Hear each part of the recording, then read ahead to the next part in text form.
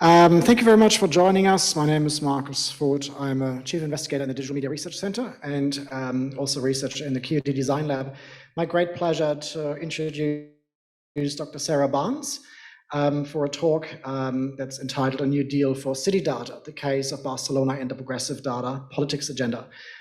Before we get underway, I would usually do a couple of housekeeping things, but our audience is already familiar with the housekeeping, so I'm going to skip that. But I do like to acknowledge the traditional owners on the land of where we are gathered here today, the Yagara and the Turrbal people, both north and south of the Brisbane River, and we pay our respects to elders past, present, and emerging.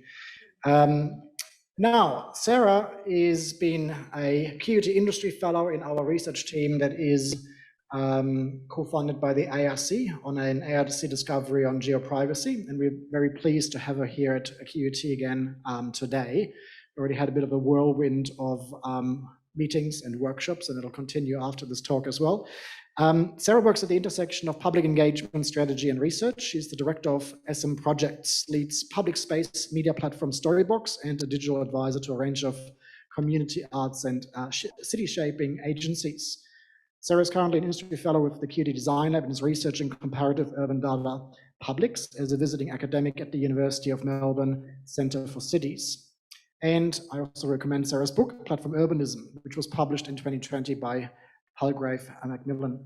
I'll hand over to Sarah to talk us through the case of Barcelona, and then there will be some time for Q&A as well. Thank you, Sarah. Thank you very much, Marcus. Everything is audible. Welcome those of you who are not here in person. I too would like to begin by acknowledging the Turrbal and Yagara people, traditional owners of the land on which I am currently speaking from in Meanjin. I am from a place of the Gadigal Wongal people, which is not too far from Ballinaming, otherwise known as Marrickville. And I, in fact, originally come from a place called Walyulup, which is Fremantle, Western Australia. And I have to say that, connecting to where you're from, connecting to country is something that, despite being a white fella, it's something that has been important to a lot of my work throughout my career. And in fact, a place like Fremantle or Walyulup was a place where people really cared very passionately about the form of the place that they're in, the form of the city. It's a very Fremantle thing to do, is to be passionate about place. And I've taken that with me throughout my career. Sorry, just want to get this working. There we go. Walyulup was a place where citizen activism was very much on the streets, and my family were citizen activists, and so were all of my family's friends. A lot of people moved there to practice a different kind of city making. And that's something that I just kind of grew up thinking that everyone did. I thought that's what you did, was that you got involved in local politics and you cared about the constitution of your local government and so forth. But I realized as I grew up that no, that was where I came from. Nevertheless, I've taken that kind of orientation to a lot of the work that I've done in the past. And so became very interested in the role of the green bands in the 1970s in Sydney. In fact, did a PhD on that. But my interest at the time in the mid to late noughties was actually in the role of different kinds of technology that could enable a different kind of participatory urbanism. Sorry, I'm having trouble with my mouse here. There we go. And I got interested in technology and distributed computing because it offered a different way of encountering the politics of the city. It was my PhD at the time was called The Death and Life of the Real-Time City, Reimagining the City of Digital Urbanism. And it was very much through that participatory lens that I became interested in the intersection between media and place and technology. I was lucky enough in that context to subsequently be awarded a postdoctoral fellowship to explore what would actually be the kinds of policies and political context and institutional context that would allow for technology and urban publics to actually shape not only a kind of sense of the kind of devices and the technology layer that we see in an image such as the one I'm showing here. What would it actually mean to redesign institutional policies in ways that responded to emerging technologies? So that kind of led me on this journey, which is going to be a journey that I'll talk to you about shortly, a journey around what are citizen technology. I've got a little bit of a sound issue here. Is that? Oh, okay. Sorry about that, everyone. What are the institutional and policy contexts that cities and particularly city governments need to grapple with to support improved citizen and citizen-focused decision-making internally? There was quite a movement in the early the 2000s, 2013, 2014, around open data in particularly. What could open data do to change the way that cities actually functioned? My interest at this time was looking at how could these experiments transform city governance in a transformational way beyond simply, I guess, publishing dashboards and publishing open data. What would be the policies and environments and kind of stakeholder engagement models that could mean that this could actually affect long-term change? Now, what I got a sense from at this time was, in fact, it wasn't necessarily going to be the technologies themselves.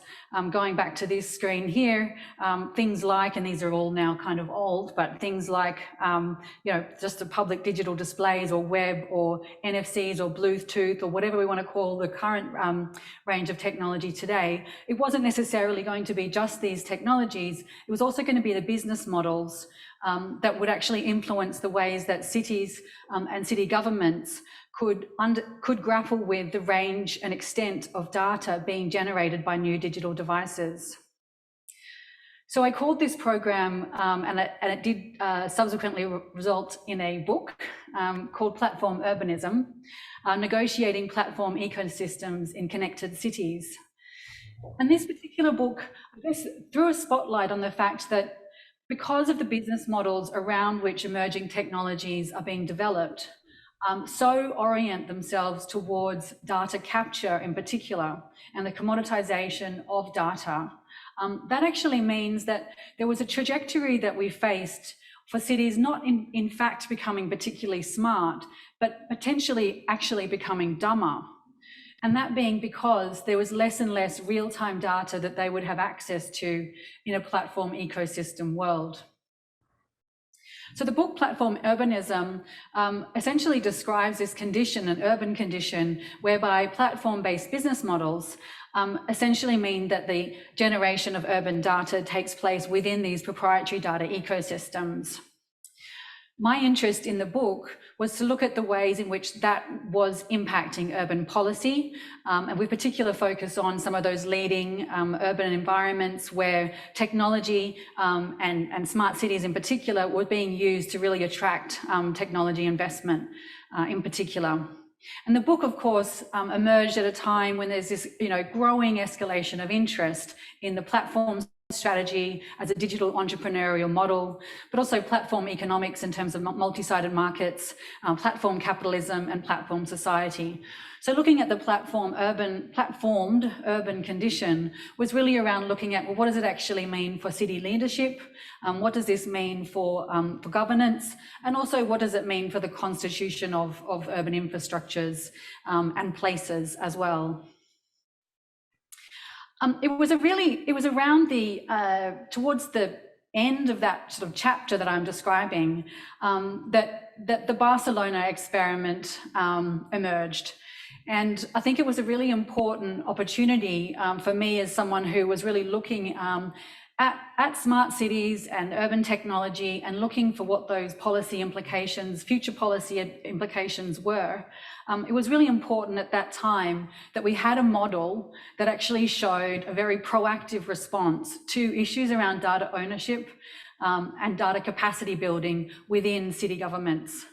And it was, you know, very much kind of oriented, my interest in Barcelona was oriented by, you know, a quote such as this, recognizing that we're not, you know, while we actually do see significant amounts of financial capital and investment that allow global platforms to scale in the way they have done, there are also everyday decisions that we all make around whether we're willing to accept these platforms. And we also have city governments that I believe are in a position to actually influence and respond to platforms in ways that are can be quite influential. So it was in that context that I became really interested in the City of Barcelona case. And after the publication of Platform Urbanism, after it came out, I had the good fortune of meeting Fernando Fernandez-Mong, a Bloomberg Harvard City Leadership Fellow, who's also doing his PhD at the UCL Institute for Innovation and Public Purpose. And he and I began discussing this, you know, mutual interests, essentially. And I had the opportunity to then meet Professor Raina Cattell, who is Deputy Director of the UCL Institute for Innovation and Public Purpose, of which Francesca Bria, who led much of the program, the Digital Transformation Program at the City of Barcelona. Francesca Bria is also a fellow at UCL. So we saw the opportunity to together really take the chance to reflect on what was special about Barcelona as an experiment in data politics, and to investigate, you know, from the hindsight of you know, a few years, what had worked and what could be learned from. So this is the paper that I'm going to talk about today, A New Data Deal, the Case of Barcelona. Some of you who are listening online and some of you here would well be aware of the significant transformation, if you like, the experiment that was undertaken within the City of Barcelona. I think what's important about it is that it actually provided a different kind of urban data governance model for others to follow. So just to go into some detail of the paper, we really looked at the conditions that enabled Barcelona to pivot from its strong focus on attracting commercial platforms under the rubric of smart city programs, and then to actually becoming one of those leading advocates of a citizen-first data rights and data sovereignty agenda. For the paper itself, and it is a working paper, we undertook a series of interviews with key participants who were involved in the design and rollout of a number of new policies and strategies and investment programs that were led under the mayoralship of Ada Colau. And we looked at what were the policy and governance instruments that were deployed by the city to regain access and control over data, but also look at the challenges and the tensions that government faced during its implementation phases. So our interviews included legal advisors, technology researchers, policymakers, project managers, product owners, and software developers. And these were both internal and external to the City of Barcelona. So today I'm going to talk through my reflections and some of the key insights from this working paper. I'll start by just giving a bit more context as to why Barcelona, how it went from being a smart city champion to a champion of participatory digital urbanism. I'll then just summarize some of the key initiatives. So what changes and pilots were actually implemented, impact and outcomes, reflections on impact and outcomes that we learned from interviewees, as well as lessons and implications. So the wider impacts on governance, city governance and data sovereignty. Of course, this is very much a mutual effort across the whole team. So it's fantastic that I'm able to represent the work of all those involved in the paper. So just to give a little bit more of a capture of the Barcelona context, So essentially from 2011 to 2015, Barcelona was very much the kind of poster child of the Smart Cities movement. It hosted the Smart Cities Expo, the World Congress, and I'm sure those who are deeply involved in the Smart Cities scene would have traveled many times to these Smart City Expos as they occurred annually. Very much a kind of representation of now what is being historicized, if you like, as that Smart Cities 1.0 approach, which essentially sees that idea that a city can be run as a kind of single operating system. A number of technology providers were selling this kind of model at that time. Cisco in particular was very active in Barcelona. Through a kind of a transformation in city politics, that particular model was completely kind of thrown out, and there was a push towards a much more newer democratic digital agenda that was specifically focused on data sovereignty. So this really was an example of where critical data studies interests in data sovereignty and data commons was actuated. It was brought into the very center of political life in Barcelona. I think what's really important, and this was one of the key things that we found in the research, was that the capacity for that transformation to take place was really reflected a much broader political movement. So the Indignados in particular, 15M or 15 May movement was really critical. So this is the anti-austerity politics. This was very critical to the election of a new coalition, an independent coalition under Mayor Ada Colau. At that time, there was a EU Horizon 2020 project called Decent that was running. That had been launched in 2013 and was coordinated by the UK think tank Nesta. And that actually facilitated quite strong digital engagement within that movement. Within that movement, operating in a participatory style using the Decent platform meant that when that particular independent political movement was brought into power, they were already using this platform called Decent. And they were already using these participatory digital platforms to make decisions within their coalition.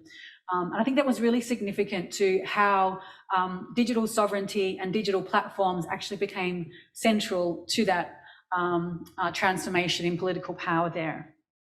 I found this perspective that's in the quote here from Ada Colau also really important, that we are living in extraordinary times. If we're able to imagine a different kind of city, we'll have the power to transform significant major infrastructures. So there was a real pivot, if you like, towards the city as a space of possibility, a space for experimentation, but also that space where engagement with citizens is very practical. It does not involve things, bigger issues around, for example, national security agenda. There's very practical, everyday issues that cities grapple with, and they become, therefore, very interesting interfaces for digital engagement. Yeah. It's kind of a weird mouse, I have to say, sorry. Why does it, there we go. It goes backwards.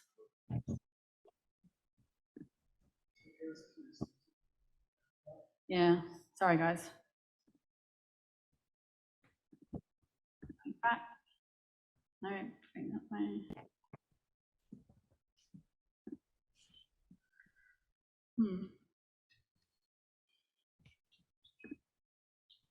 Okay, sorry for that. Really critical to the Decent program was Francesca Bria, who led a fairly significant paper with Evgeny Morozov, who coming out quite critically against the smart city movement, and recognizing that those who control data, AI, and digital infrastructures will determine the nature of future institutions. So to maintain European social models and defend values and rights, citizens must hold the reins of technology. I'll get there. So these are the key reforms that were implemented, and the team who worked on the working paper spent quite some time just kind of really trying to understand, get beyond the grey literature, if you like, of what the announceables were of the program, to understand, well, where were these key investments and where did they really make a difference? So I guess critical to the transformation program, there was a launching of a new digital plan, and this included 75 million euros in annual spending on the digital transformation of the city. So a significant investment in transformation there. There was digital transformation of the city council itself as an institution, digital innovation and development of a different kind of entrepreneurial and social innovation ecosystem. So there was a sense that previously the way that ecosystem worked was very much around kind of dominant global players, and there wasn't a focus on actually building a local social and technology ecosystem. So this was about relocalizing innovation to support those who are present within Spain itself. And then the digital empowerment of citizens and the way that they could interface with government decision-making. Also critical here was internal institutional reform. So there was a new municipal data office that was established, and the chief, I think it's actually chief technology officer was established there, directly reporting to the mayor, and that's Francesca Bria. Decidim was established, and this was the next phase from Decent was launched. Decidim was launched as a free, open source, participatory democracy movement for cities and organizations. It launched within the city of Barcelona, but has since been spun out to support a number of other cities worldwide. These were the kind of key policies that were introduced. So there was a manifesto in favor of technological sovereignty and digital rights for cities. A number of ethical digital standards were developed. We spoke to Malcolm Bain, who was one of the key architects of the legal frameworks that were implemented within the city. And this was essentially an open source policy toolkit that allowed digital policies that put citizens at the center and make governments more open, transparent, and collaborative. These were published on GitHub and remain on GitHub. Digital service standards likewise. So a number of internal service standards and agile methods were introduced. New directions or directives on free software and agile development. So this was a real focus on technological sovereignty, emphasizing the need to promote free software, open source software that was interoperable, and for this to be adopted by the city of Barcelona over more traditional platforms such as Microsoft. There was also a government measure on ethical and responsible data management. So quite a complex architecture of programs that were essentially built around the key principles of technological sovereignty and data sovereignty at their heart. Some of those key projects that were invested in, there was a new City OS data lake. And this one essentially moved the data management and data governance from one that relied on external suppliers, like again, Cisco had previously been a dominant player. In this instance, there was a need to build that data lake internally. So those contracts were torn up and a new system put in place. Decode, many will have heard of Decode. It was really the kind of hero initiative of the program. This actually stands for Decentralized Citizens-Owned Data Ecosystem, another EU Horizon project that ran from 2017 to 2019. And this one had quite a number of different tools to manage online identity, a number of new encryption cryptographic layers to allow citizens to, it was an app essentially, was the end goal, to allow citizens to decide when the city could use their data and when they couldn't. But this was a kind of privacy enhancing layer, so it would mean they wouldn't be identified, but the city was able to use track their movements, for example. There were dashboards established, passport scanner.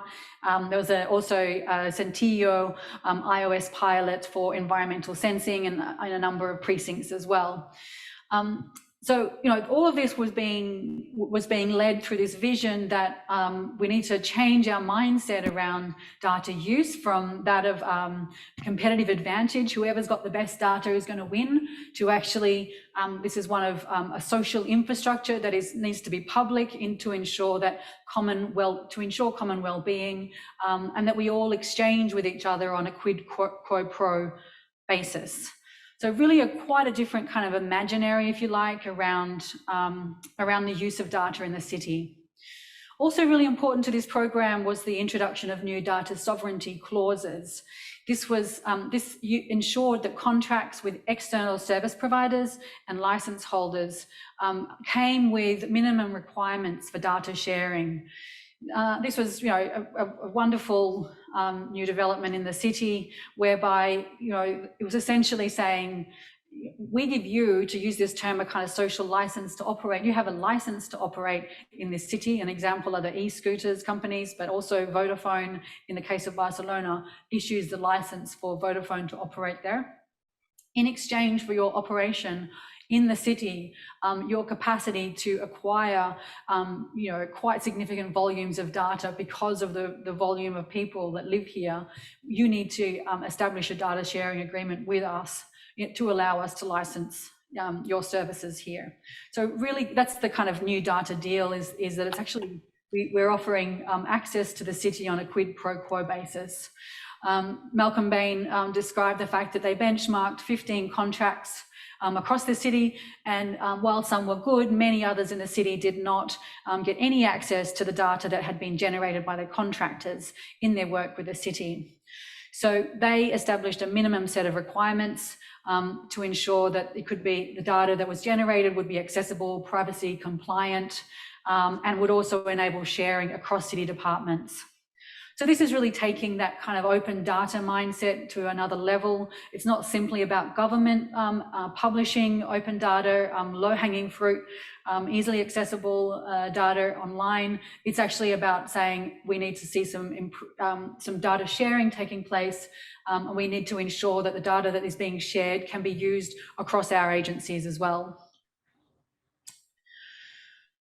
The interviews that we undertook for this project, for the research project, helped us to really reflect and encourage those who had been involved in the program to reflect on what the outcomes were and also what the challenges were.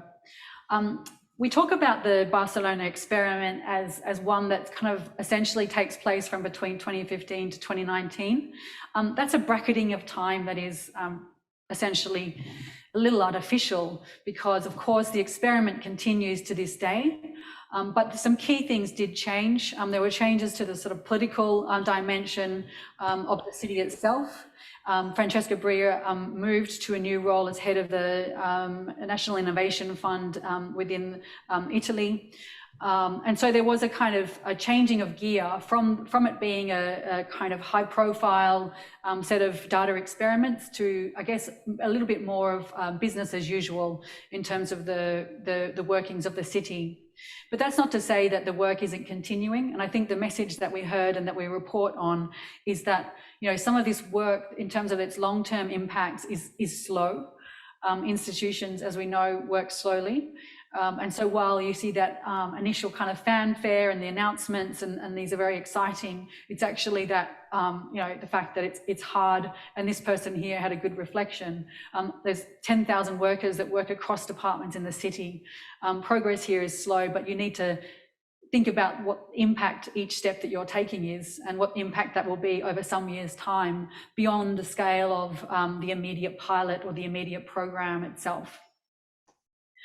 So I think that was really one of the key findings that we saw, is that there is a tendency in these projects to expect that outcomes will be, reportable and measurable in an early stage. But when it comes to particularly data policy and data governance, these are very long-term ambitions and outcomes.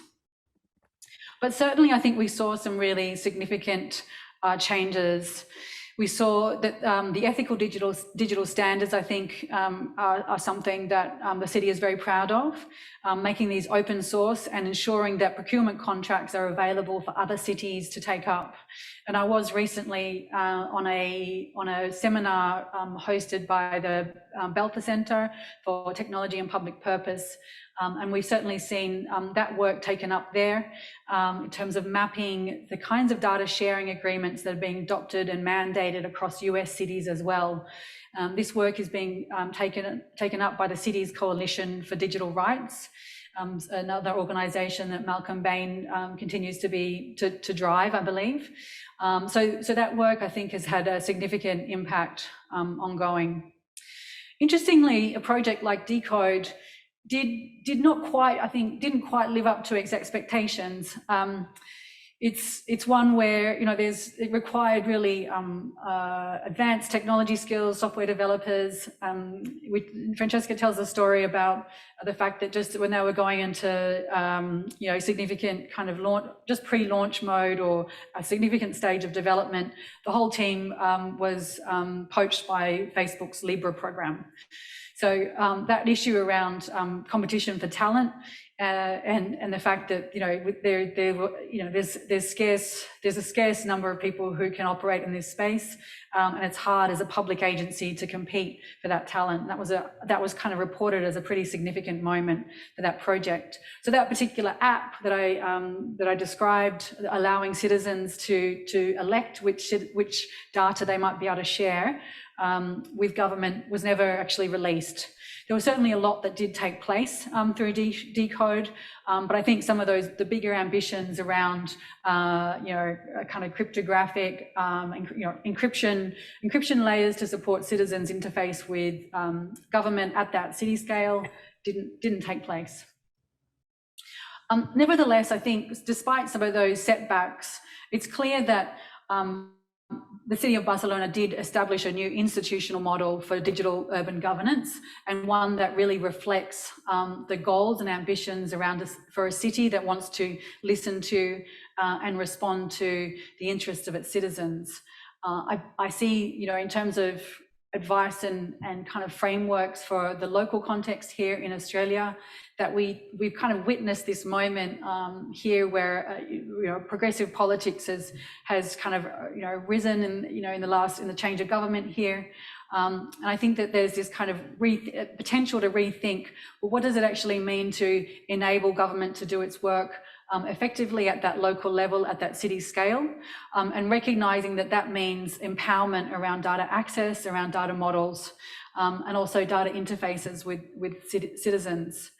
Something like Decidim is I think a useful platform. It's one that links the kind of participatory budgeting model where people can elect what you'd like to see money being spent on. That kind of a model is facilitated in a digital environment by Decidim itself, and that's one that could be taken up by Australian cities as well in this context. So just to move on to a little bit of the reflection more broadly on, you know, what does the Barcelona experiment tell us as well about the space of digital urban governance. Very conscious when doing this work that, you know, the capacity for this transformation to take place required a number of local alliances, but also multi kind of jurisdictional alliances. So the importance of EU funding, Horizon funding, the role of a champion like Nesta, but also that kind of the local political alliances as well that had been taking place for some time, building that kind of momentum. And so we saw that moment when those who were the activists, if you like, were in power and they could affect quite significant change.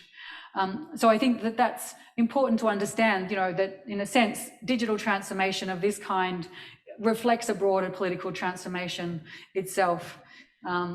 We also saw that, you know, the importance of charismatic leadership in this instance was really critical. Having that key leadership under Francesca Bria, which it's hard for that to be sustained over many, many years.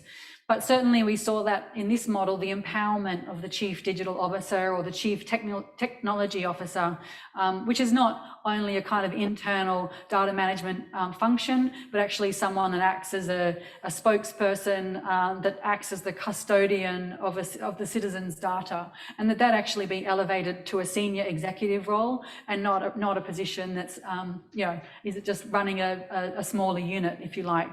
I think that's a key lesson from Barcelona, is that you really need to empower digital leaders within governments to make this kind of transformational change.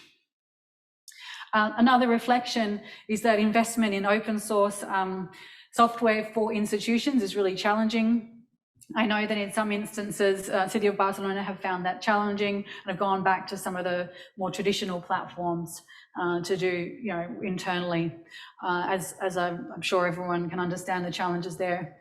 But as I mentioned, the data sharing continues through procurement and licensing opportunities, and I think really exciting work that is continuing through the city's Coalition for Digital Rights, as well as other important initiatives taking place under the very broad rubric of the European Union data strategy. So I think, we've seen this tech lash, if you like, from around 2017, 2018, a little bit before, saying, wait a second, the major global platforms have got too much power. What are we going to do about it? And we've seen these significant steps now being taken by the EU to introduce some new legislation to address that. And in the context of that transformation, a number of European cities are being much more proactive in their data strategies as well. And I think here of some of the work that's being done by Amsterdam and the city of Helsinki as well, establishing things like AI registers, which require public reporting on AI that's being used in public spaces. If not always addressing the issue around data asymmetries, there's still data collection that is being undertaken through public AI interfaces, but nevertheless there is a requirement that AI be reported to the city and that anyone can see what data is being collected about them at any one time. So that's a bit of a run through really of some of the lessons and insights that the team gathered in our case study on the City of Barcelona. I myself still think it's a very inspiring case study, and I think there's lots of opportunities to continue to implement and extend this work in the future. Thank you. Thanks.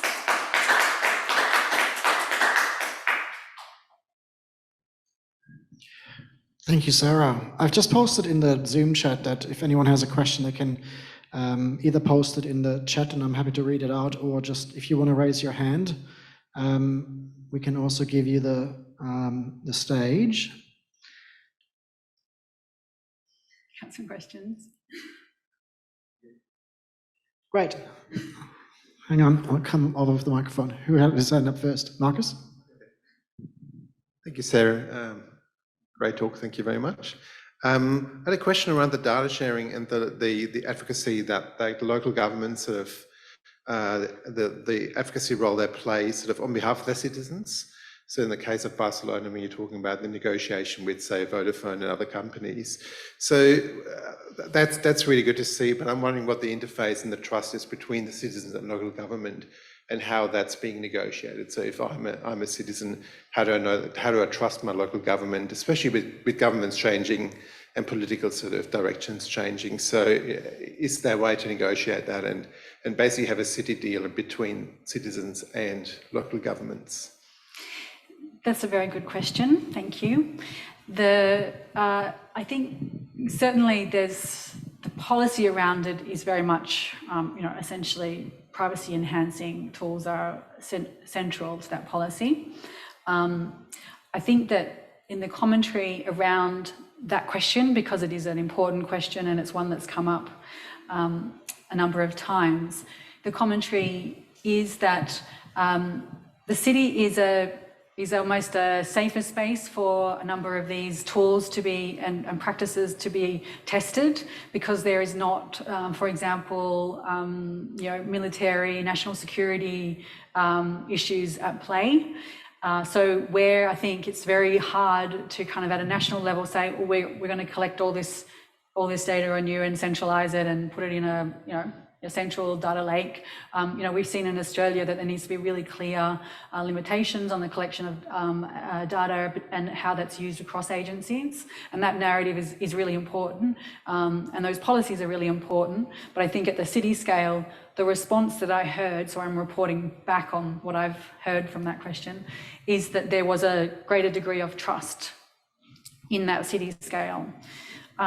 However, I would also say that it was interesting in the number of the interviews that we conducted, particularly with the activists and a number of, I won't be able to say their names, but a number of the technology researchers who are involved in some of the original architecture of descent. They're affiliated with Manuel Castells' research group. And they also, I guess, see that there is an ongoing struggle around whether the state itself is an appropriate unit for custodianship of this data because of that issue around political change. Yes, this was a moment when essentially the progressive kind of left took over, but what happens when that's no longer the case? And that debate continues to be a very live one. So I think there's no easy answers to that, but I think there are experiments along the way.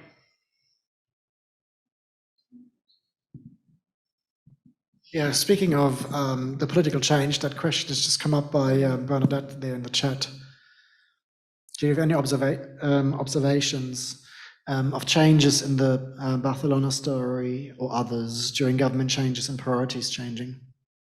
Yeah, I mean, I think in terms of the Barcelona case, it's certainly the sense that momentum has been lost because of the broader political change.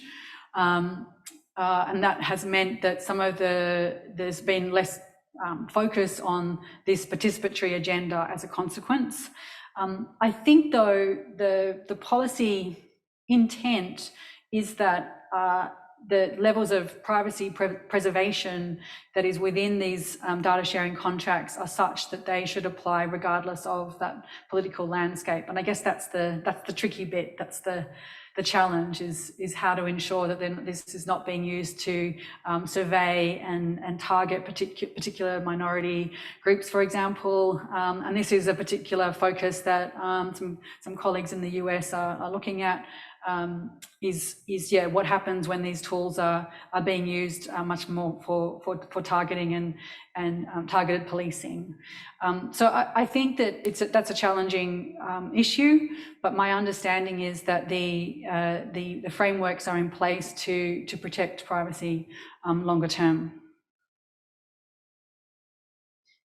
Thanks, Ramitu. That was fantastic. I was curious if you could speak to what extent the kind of what happened in Barcelona has affected other initiatives in other cities, or where do you see this potentially filtering out? Or are there other exciting things going on in other cities, in other places that might have kind of riffed on this in some way? Yeah. I mean, I think, the time since the Barcelona experiment was taking place, I think public AI is now a well-established field, and it's now pretty well established that governments need to be very data literate and invest in their own AI programs themselves. And I think that's a huge change. It's important to contextualize this at a time when city governments were really trying to figure out what their role was. We went through this era where a lot of contracts with technology companies saw data being lost and had to be rebought, reprocured back. But now there's a lot more of that understanding of data as an asset, and that it shouldn't be given away in that way. I think that the logic around data sharing as a fundamental basis underpinning procurement continues to scale and continues to be practiced. We're seeing that adopted across some of New South Wales agencies as well, significantly. at that level. So I guess a lot of this it becomes a bit of the sort of nuts and bolts of digital city making, I suppose, without the grand program that's around a progressive digital politics. But nevertheless, I think is significant work. Sarah, I might just throw in a question there as well, because you mentioned New South Wales as an example, and being based in Sydney, you might have some insights around specifically New South Wales state government. It's often used as the poster child within the Australian context, but it just strikes me that the reason why it is used as an example is often looking at the sheer size and magnitude of either investment or the volume of data being collected or analyzed, the scope of coverage analysis. It isn't so much around the issues that you've addressed today, and also kind of coming back to that earlier question around change in the political agenda or the political leadership. What would be the kind of strategy, I suppose, in order to not just assess the quality of a data governance approach and governance approach on the basis of these very mundane KPIs of volume and dollar figures, like where we actually need to move the conversation towards, the actual quality of the governance arrangements? Yeah, I mean, you've articulated my perspective exactly, Marcus, that there is certainly investment in open data sharing and interagency data sharing across New South Wales government. That isn't always in a way that facilitates improved citizen-led or participatory decision-making. It's much more, improving the work of government in administrating, can't get that word out, but programs, intelligence on its programs itself, its policies. But that interface of citizen-led decision-making isn't necessarily there beyond the representative democratic kind of forums that we have. So that's where we start to kind of, I guess, link in with some of those alternate forums. I'm thinking of the citizen assemblies, for example, that style of approach. Also participatory budgeting, where you actually start to think, well, what are those citizen engagement tools that exist and are utilised, and how can they actually be expanded in ways that reflect emerging technology, and particularly some of the technologies that I've spoken about today that were introduced by Barcelona. So Decidim is a good example where you actually do have that participatory decision-making tool. And look, even if that was at the level of some opportunities around state government planning, special precincts, some of the tools, some of the community resources that could be invested in to actually look at, well, what would be a more citizen-led approach beyond standard forms of consultation. I think that's often where my work in Sydney, it kind of navigates, we need to say, look, you're not doing standard consultation here, you're engaging in a different kind of conversation. So I think shifting what consultation means and when you undertake it, and what digital engagement offers to that space, is that we've still got a long way to go. And obviously there's a politics behind that as well.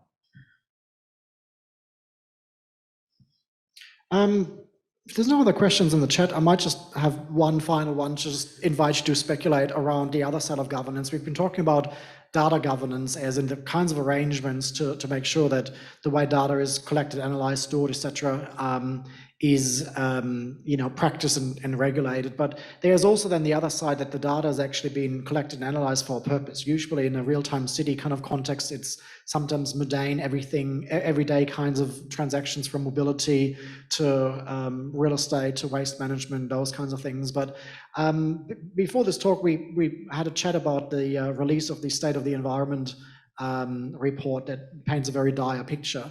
And it just seems that there is often a disconnect between the data available and the data being collected and analyzed and the insights derived from it and the way it translates into decision making.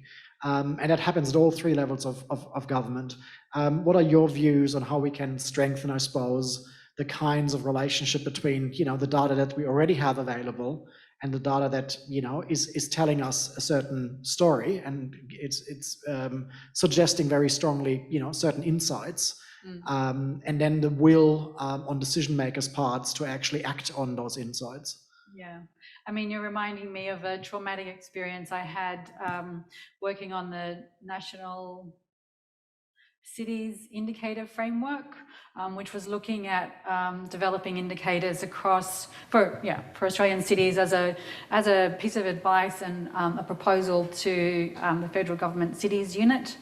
And there was, you know, we had so many ideas about how indicators could be made more real-time, a set of like community engagement and data collaboration opportunities with a number of private you know, operators, mobility platforms, you know, the work of actually creating real-time indicators on key priority issues would actually be a wonderful opportunity for engagement and an ongoing kind of opportunity to improve data intelligence. It would require, you know, it requires that 3 levels of government perspective. And what we sort of saw was at that time, and this was, I was doing this work with Data 61 at the time, that there was just, within federal government, there was just a kind of, oh, can we not just put out a report that has the indicators? And it was essentially ABS indicators and not a lot less, not a lot more. A few others, but there wasn't that kind of sense of innovation in indicators that I think, you know, would be great to see, so that we are able to build on the insights of the huge array of data that we have access to really make it clear when we're in. Make it clearer when we're in crisis, you know, and how we're faring against, you know, things like SDGs, Sustainable Development Goals, would be another key area for that as well. I'm looking around. I think we are all good. Thank you very much, Sarah, for giving us those insights in your work, specifically around Barcelona, but also the implications for the wider data governance kinds of agenda of research and practice. Thank you, Sarah. Thank you. Thanks for having me. Thank you.